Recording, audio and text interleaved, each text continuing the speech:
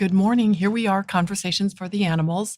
I'm Tina Lundquist-Faust, co-president of Houston Pet Set with Tama Lundquist, also co-president of Houston Pet Set. And we're here with Caroline Rose, a really interesting, dynamic, smart guest today. And without sharing too much, we'll let her tell her story. But we're really, really excited to meet you. Feel like we're kindred spirits already and share a passion for animals, especially dogs. So welcome, Caroline. We're glad to have you. Well, I am incredibly honored to be here. So thank y'all. Thank you. Tam and I think we're both reading a little bit about you and your story. And for those who don't know you, do you want to just introduce kind of how you came to be at this place in your life? Absolutely. I mean, so I'm a three-time cancer survivor of an incurable stage 4 cancer that I was diagnosed very much out of the blue. I was a big marathon runner, triathlete. I was training to climb Mount Kilimanjaro when I was diagnosed, really. And so it was a shock. And then to hear it was incurable and that no matter what we did, it would just sort of continue to come back. It was that, journey with my health and my cancer really sort of fed my message of hope that I love to share. Because I've been in remission for 11 years. Wow. And it was quite a road. And it was a whole, as you can imagine, and it wasn't pretty and it was very difficult. But, I'm here and I have two children that are 11 and 13. I should say human children, because I always say I have 4 children, 2 fur babies and 2 humans. And, I think that I was told I could never have kids, and I do. So there's a real message of hope that I have. I think the interesting thing, and why I'm so excited to be talking to y'all specifically, is the twist on my story is I knew I had a story, but I never wanted to go out and talk about my cancer experience because we all have struggle in our lives, right? Mm. We all have a story. They're all interesting, but it wasn't about me really. But what happened is after my first diagnosis, I was in this very odd stage of living in wait. I was waiting for my cancer to come back. I just didn't know when. And I had just gotten married. I wasn't able to go back to school or work. And so I didn't know what to do with myself. And what happened is I found this rescue dog. Oh. And there is no reason that we should have come together because he had been so abused, so horrifically abused. He was being put down. We were living in this little rental in Santa Monica. And our landlord was from New Jersey. I was terrified of him. And the top of our lease, it was no dogs allowed. And so I called my husband and I said, I don't know why, but I was sitting here at home. I was sad. I was lonely. And I Googled rescue dogs, Los Angeles. And I'm scrolling through these dogs. And I stopped on this dog. His name was Riley. And his eyes, it was just the look in his eyes. And it wasn't even a sadness. It was a hope. It was a hope. It was a hopeful look in his eye. And he was this 11-month-old Great Dane Lab mix. He had burn marks all over his body. He was emaciated. And I called my husband and I said, I'm going to get this dog today. And I had to get him that day because he didn't have a lot of time left. And I did. And I brought this dog home and he did not trust me. He did not trust anyone. But he didn't trust out of fear. He was never aggressive. He was never mean. And after what I later found out the humans had done to him, that dog had no reason to ever trust again. Mm-hmm. But it took about 2 weeks. And it, as most labs, it happened over food. We had our big breakthrough over steak. I was cooking steak and I cut a piece because he kind of crept into the kitchen. And I gave him a piece of his steak. And for the first time, I saw his tail start to wag a little bit. Oh. And I was so excited. I just gave him the rest of my husband's steak, And so once it clicked. And we ended up having this incredible journey together. And, I saved him technically, but he saved me. I mean, that dog absolutely became my rock. And he has given me the courage to speak out on our story together, because his life, he passed 4.5 years ago.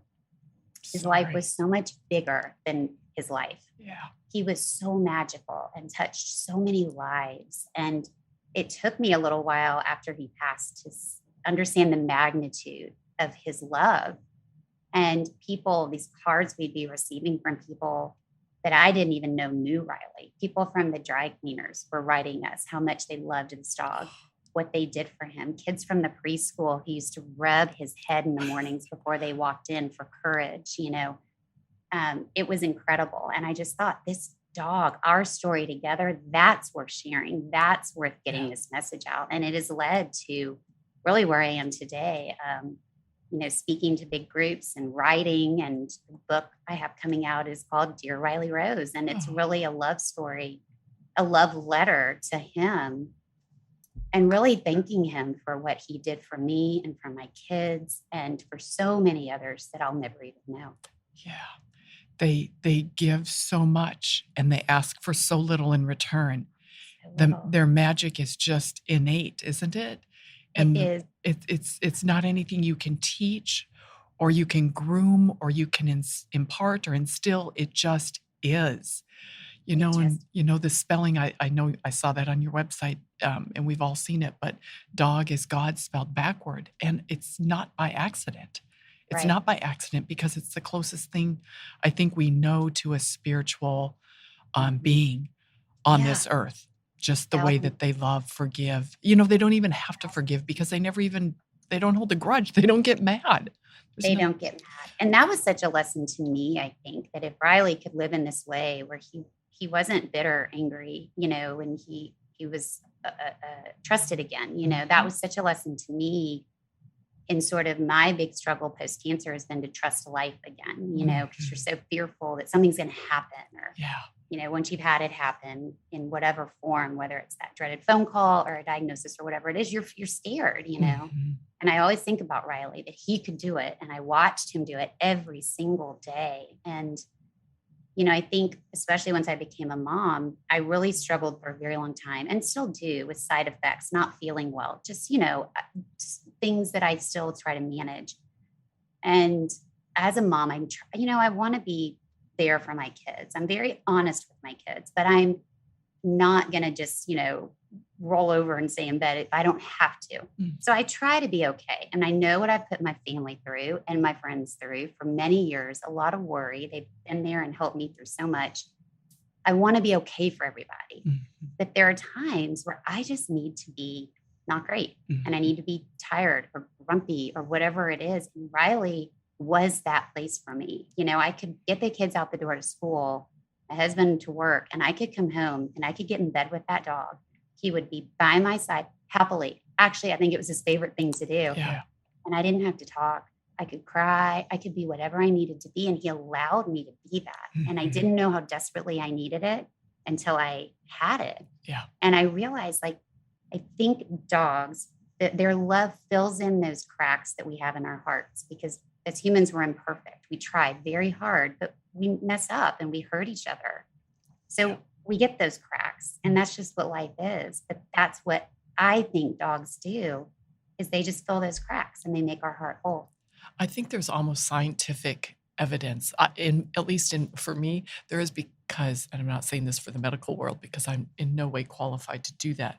But if you think about things in terms of frequencies, everything has a frequency. And so we vibrate at a certain frequency. And I've said this before, so sorry, listeners and everybody, but we vibrate at a certain frequency, and animals, dogs vibrate at a higher frequency. And I think horses vibrate at even higher frequency. And dolphins, people like swimming with dolphins because they're at such a high level, high frequency. So what you're talking about, filling the cracks, they might actually be healing us when we're around them. I know when I was going through my divorce, horrible time in my life, horrible, and anxiety, and I'd never had anxiety, and awake all night long and just can't wait till the sun comes up, because then the rest of the world would be up and I wouldn't be so alone.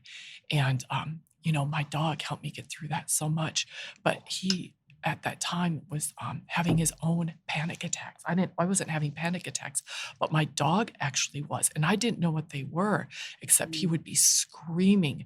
And I grabbed him and drove 100 miles an hour on a city street to get him to the vet the first time, and they couldn't figure out what it was, but he was probably just feeling and taking on my pain as his Yeah. own, and then he had to metabolize it in some way.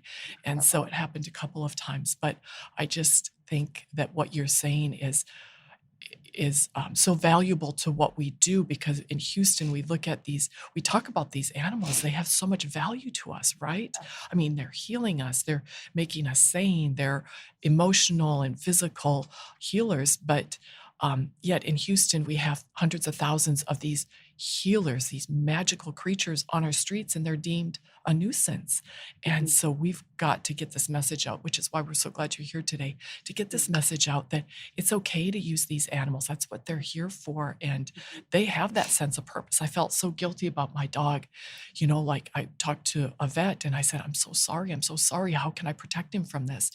And she said, no, that's his job. He's Mhm. here he feels worthy when he's here serving you. And I was Mhm. like, oh, yeah, he's been serving me for a good 16 years now. Yeah, just, and nothing, like you said, nothing you can really put your finger on, but it's there. Once you experience it and you're open to it, it's there. And I think rescue dogs, especially, I Yes. think that I always joke that, when you open the front door with a breeder dog, they are kind of out wanting to go check it out. You open the door with a rescue dog and they're like, no, no, Yeah, no. I've been out there. We've done that. We are really happy. And there's this gratitude, this Yeah. insane gratitude that's where they operate. They operate from that gratitude. And so they are so willing, to your point, and eager to take it all on. They want to. Mm. They were so happy to.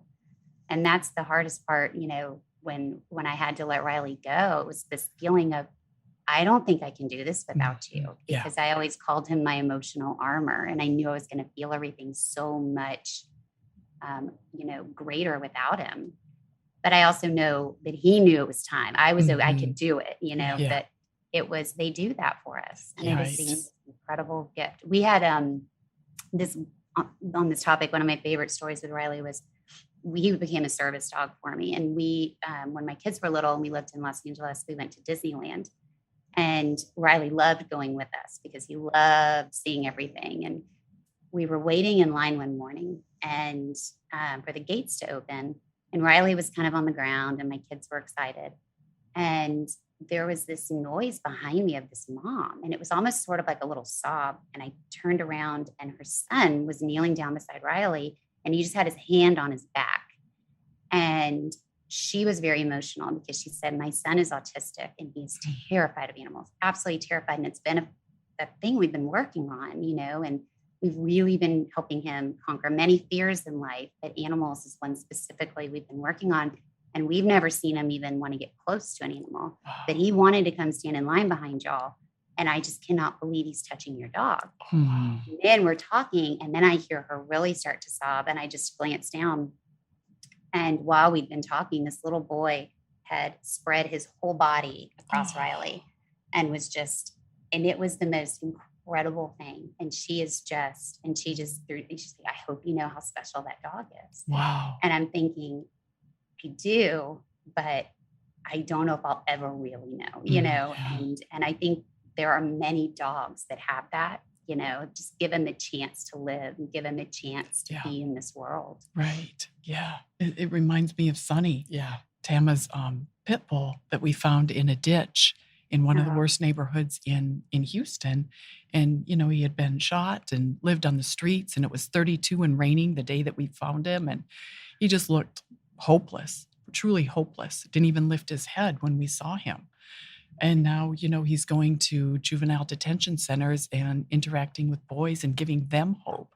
So, to Tama's point earlier, this thing that we deem in not without having value, that's a nuisance in our society, that's just a pain in everybody's, what's to manage and to, they're not.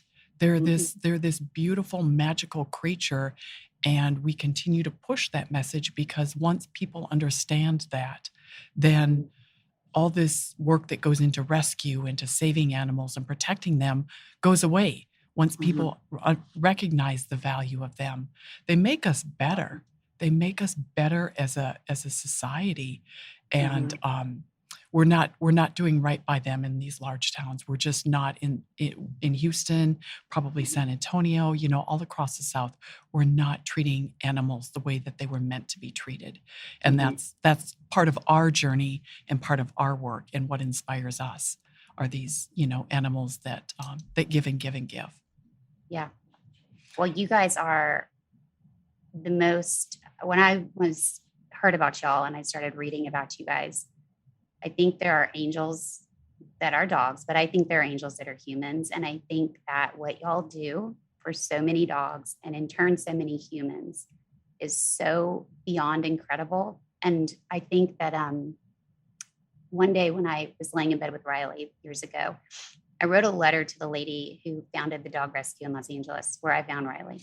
And I realized I'd never thanked her. Oh, She had no idea this love story that we had because there's so many dogs. There's no way to keep track of all of them. And I had not followed up. And I wrote her this letter, and I would actually give y'all the same letter. And you can fill in any human name, any dog name in those blanks, because when you give an animal and in turn a human that gift, you change human lives and you save yeah. these precious souls that are so in need of saving. And it is not an easy job. I know that. I've never done what y'all have done, but I have a good friend who has dabbled in it. And it is not for the faint of heart. Right. And I can't thank y'all enough, because without people like you, I would never have Riley. Mm. I know so many other people would listen to this and be right behind me saying the same thing. And what y'all do, there's a special place in heaven. And I just cannot thank y'all enough. Well, thank you, and we always thank those that are doing the really difficult work in the trenches. We've had to step away a little bit and get more strategic about what we're doing, but there are those that we work with every day that are in the streets, at the shelters, Mhm. in the ditches, picking up dogs, risking their lives, sacrificing vacations, paying for this out of their own checkbooks and wallets, and it's to them we thank, because what would our city look like without them? They're the real heroes, the ones that are rescuing those dogs and cats every single day. And so we always want to thank them and recognize them, because they're so selfless. You don't know the majority of them, you'll never know their names, you'll never know what they do. They do it Right. for the love of the animals. Yeah. And so we're And I have blessed. to imagine at times they feel discouraged and that they can't save them all. Yeah.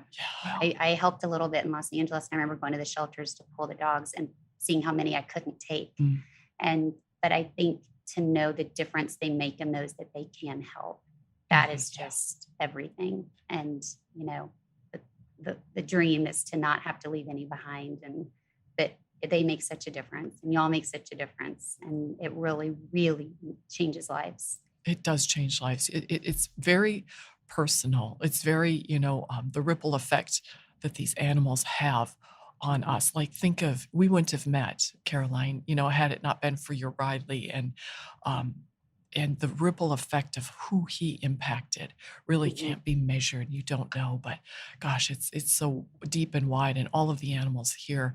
And you think of the tens of, literally hundreds of thousands of dogs that have gone from Houston streets, where they would otherwise be euthanized or die on the streets.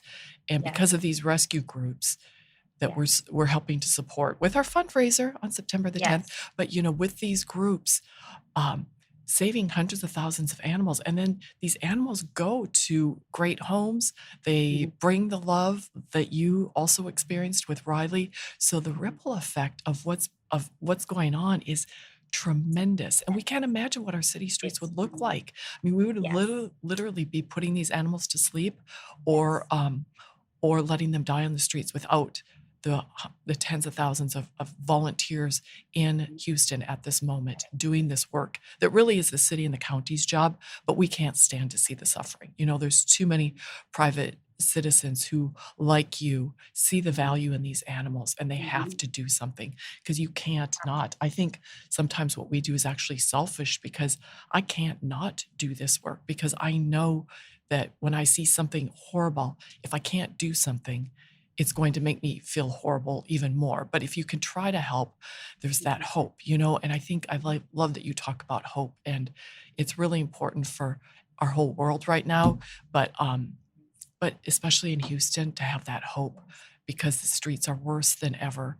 These rescue groups are so exhausted, but Yeah. you have a good message, and we thank you for that. There is hope, and if you can have your miracles, maybe Houston and the animals can have their miracle too. And next year, this is going to look like a different story, maybe. Yes, I absolutely agree with you. I And I was, would add too, I've seen for my kids the value that Riley and, other friends that met Riley who then rescued dogs with their kids has had. And there is so much anxiety right now in these kids and just the world, and even just silly things they deal with like social media. And I always see my kids go back to the dogs. yes. I always see my kids go back. Mhm. That's their center, their peace, how they are grounded. It feeds them. So it's, Mhm. yes, it was for us, but I think seeing it from the kids' perspective adds even more value to these precious beings, and the healing they can give to our kids, or, just so many different humans that besides ourselves. I think, for anyone considering doing it who's not quite sure, if they're able to really be a good family, think that for the kids and the value they Mhm. add, they would be amazed at the difference it would make. Mhm. Right. So true. I think having a dog when I was raising my son made such a difference, because there were all those unspoken messages that he got just by watching what the dog was doing. How was the dog responding? What was his character like? And children learn mostly through observation, and not through being told things. So his observation of how the dogs are in our world is really the great lessons, and so much easier than me trying to teach him. I mean, the dog is so Sure. much better than me, so it Yeah. offsets all of my faults. And yeah, I couldn't imagine a better partner to raise a child with than a dog. You're right. I never thought about it. It's that modeling that unconditional love and that Mhm. forgiveness and kind of living in the moment. Yeah. That's how dogs live, and just that ability to just be present right here, right now. Mhm. We're together. Life is good. Yeah. Lesson. That's a good. Yeah, that's so true. Caroline, in your journey and with this message of hope, who do you share that with? Like, where are you taking this? Is it nationwide? I mean, how are you kind of sharing your and Riley's journey? I am. I started speaking when I lived in Los Angeles, the city of hope. And that was sort of my little getting into the public speaking arena. And it was pretty amazing. Riley was actually still alive when I started doing it. And he actually came with me some and was in some of the marketing promotional things. They just loved him. Everyone seemed to.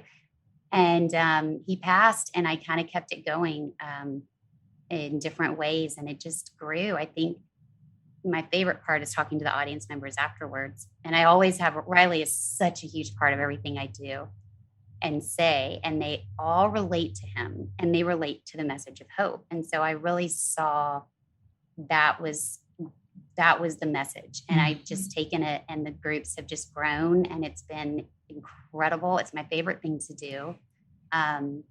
And then it ended up where I was writing, and it ended up being this book to Riley. Everyone, when I started writing, said, "That's it. You go. That's your book."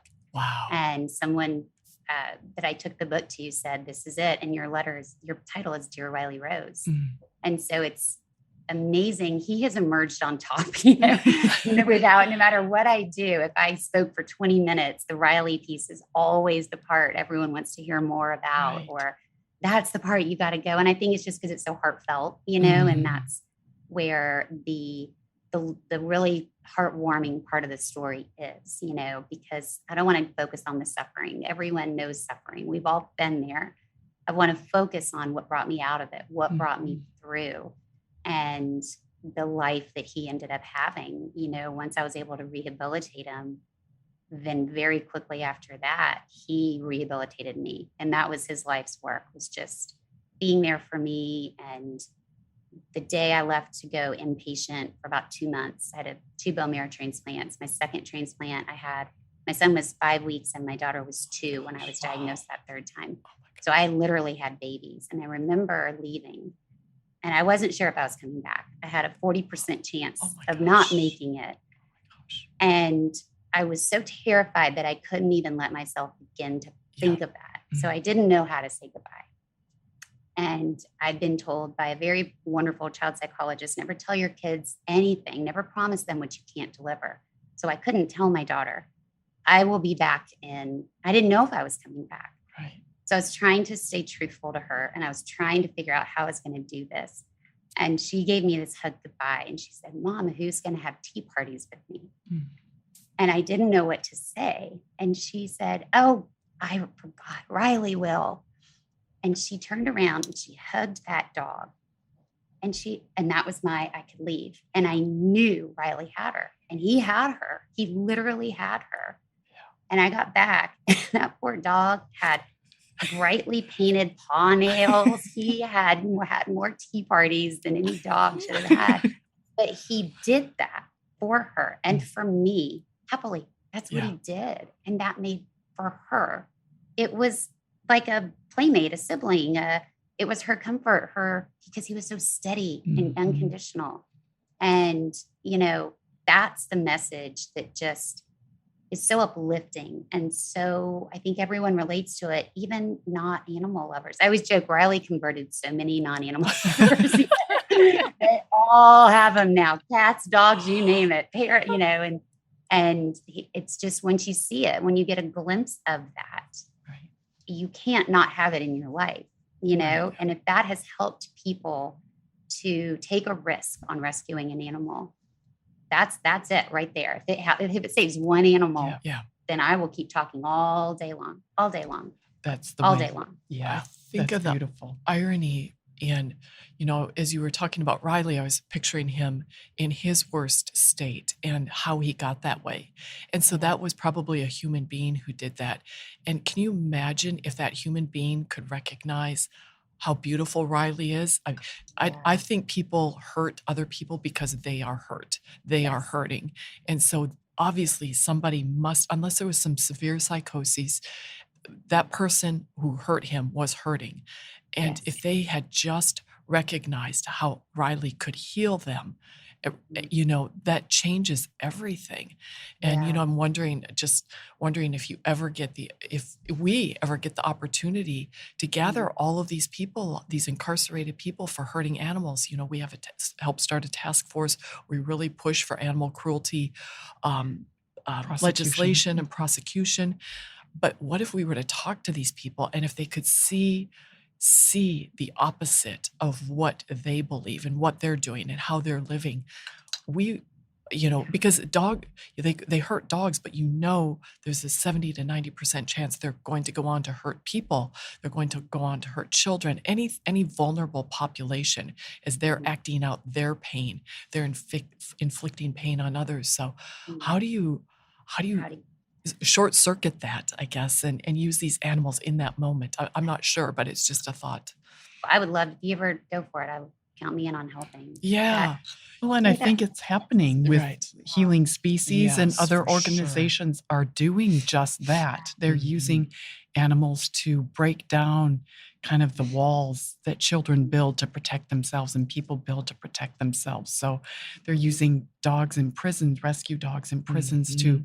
But to your point, if you could get it before things go south, before people make really bad choices, it would be even better. It would be better. That would be incredible. Yeah. It was actually pretty uncanny. I actually found out what happened to Riley before. He was a very unusual dog. He was so big. He looked just like an absolutely ginormous yellow lab. I think that was the Great Dane size. Is he in the photo behind you? Yes, this is Riley. Yes. And these are his ashes. I always keep him right here with me. But he came with the name Riley, and he had this very distinct collar, and that I had never changed. And once he could walk. I mean, he could barely walk when he came to me. I started taking him to the beach very early in the morning. He loved his tennis ball, and that's what I knew. And I would toss it just a few feet in the waves, and he could sort of get it. And then as the weeks went a little further, and the swimming really helped. Then we kind of went to the dog park, and then we started months later, we went hiking, and we were on this hike in Los Angeles, and this lady stopped, and she said, "Is that Riley?" And I said, "How do you know this dog?" And she said, "Did you get him from blah, blah?" Yes, how do you know this dog? And she said her boyfriend had been part of an undercover investigation in a pet store in the Beverly Center. And Riley was one of the dogs on the videotape that had actually, they had been, I guess a judge had allowed the undercover surveillance, and the pet store had been shut down and all of the necessary people had been prosecuted. That the burn marks were from after hours. I don't know who, but the hair drying grooming hoses and burned him through the cages. And they were taking the puppies and the animals that were not selling and putting them in the back dumpster behind the mall, and then putting the trash on top. So they were shut down. They all went to prison, whatever it was. But Riley was in court on the videos of the proof that this was all happening. So it was really an incredible way to hear. And she was just, she was bawling. She just couldn't believe this dog. And I don't know what happened to all the other animals, but it was, I think it was, hopefully more light is being shed on this, the way that they're being treated, because the pet stores. Yeah. I'm so glad you said that, because there might be some good breeders out there, and we're not totally opposed to responsible breeding, but the pet stores, the likelihood of those coming from good breeders is probably less than 1% chance that they're coming from. So do not buy your dogs from pet stores. This is what you're supporting. You're not rescuing those dogs. You're not just buying merchandise. You are supporting an industry that hurts animals. And God, it's organized crime. Yeah, it is, against animals. So that's a good point. I've heard people say, well, I got this dog from a pet store, so I rescued them. And I think, well, it's still perpetuating this cycle. It's still supporting it, no matter how you look at it. Unfortunately, those animals are there, but that just, the whole thing it's just. If you want to help animals in a pet store, reach out to your legislator, reach out to your congressman, reach out to your city council members, and ask them to only allow rescue animals in pet stores. That's how you help animals in pet stores. You don't buy them, you don't purchase them, you're never rescuing them. Especially when we have such a surplus, and I hate to use that term because they're souls, but we do have a surplus of animals. So if we're breeding 1 million dogs a year, but we're euthanizing 1 million dogs a year, there's not another industry that does that. You don't throw perfectly good oranges in the trash just so you can make more and make money. I mean, it doesn't make sense. So until we get a grip on this, on the overpopulation of animals, our fault, humans' fault, not the dog's fault, but until we get a grip on that, yes, please rescue. Adopt, don't shop. Adopt and rescue. And I found rescue dogs to be oddly, most of the time, healthier. Right. They are sturdy and hardy and really, I mean, from a medical standpoint, they're probably healthy. And people think it's just the opposite, and it's not. Tam and I have had bred dogs that they were our first dogs. We just didn't know about rescuing a purebred, and both had severe, mine especially had severe health issues. And had he not been my dog, I don't think he would have lived 17 years, because his protocol for keeping him healthy was arduous. It was a full-time job. I'll attest to that. I babysat. It's like, I have a child. He's half the amount of work. And now I've got two rescue dogs, and they're like, they eat whatever, they do whatever. They don't have to go to the vet every quarter. I mean, it's a breeze. And so when you open the front door, they won't run out. Don't. I was going to tell that story. I leave my front door open, and both dogs sit at the threshold no matter what I'm doing. They just sit there like, yep, we're not going anywhere. And Taz, your bred dog, who really is the inspiration, and my Sam was my inspiration. He's the one I talked about that helped me through divorce and lots of things, but they were our inspiration. So for doing this work, but that little Taz Mraz, you'd open the door, that guy would be gone. We have story after story. I had to rescue him out of a mud puddle one time, and he got loose from me and ran into my neighbor's house, and she's having this dinner party. Anyway, it's kind of funny, in this white dining room, and he decides he's gonna get some of that mud off, and shakes, and I'm in my pajamas, and I'm like, excuse me. But this little Taz, he owned the world. He knew mommy would come and find him, but the rescue dogs are like, I'm just staying here just in case. Just in case. Yes, I've been there, done that. It's not that good out there. That grass is not greener. right here. Yeah. Well, tell Yeah. us the name of the name of your book again is Dear yes, Riley Rose. Dear Riley Yes. Rose. And is it on the mug? Process of being published right now, which is very Oh, exciting. so So excited to read yes, it. I Let will. us know if you want a book signing in Houston. I would love that. I would love Okay. that. It'd be And I great would for you love to to get help your out with yeah. all events y'all are doing. Anything I can do to help. I just, Well, you we would know, love for you to tell your message of hope and how this rescue dog that was so abused yes, gave you so much hope, because more than anything, if we don't have hope, there's no reason.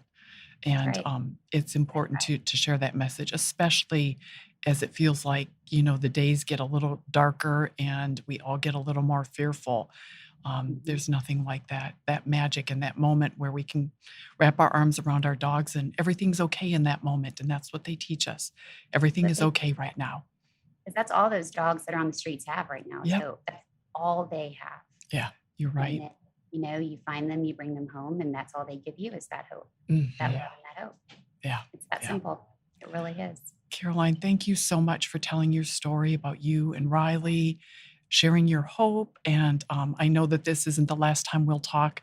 I know that we'll probably be in touch very soon because it feels like we could talk forever. But thank you for everything you do and for what you do for animals.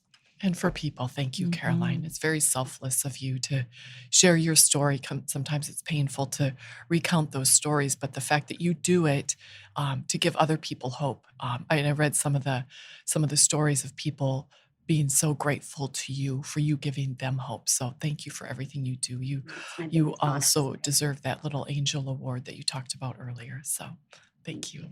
Thank Bye. y'all so much. Bye, Okay, Caroline. bye. And who's your little? Okay, we could hear him snoring earlier. Axel, Oh, is no. Axel Axl still Rose? Yes, he's under my chair now, Tell but- Axel we said hello. Oh my gosh. I hope it wasn't too distracting. No, I loved it. Again, it's comforting. It's so comforting. It's why we do what we He do. sleeps wrapped around my head, and my husband is like, "How do you sleep like that?" I'm like, "Babe, it is like the most comforting, Mhm. I mean, it just lulls me to sleep. And Yeah. if I don't have him, it's very, oh, I just love it. I just love it. So, We know. well, I really would love to help y'all in every way I Thank you. can. Truly, truly, truly. Thank you, Thank you. Caroline. We'll be in So touch. let me know. Okay. Bye-bye. Y'all Bye. have a great day. You too. Bye. Bye.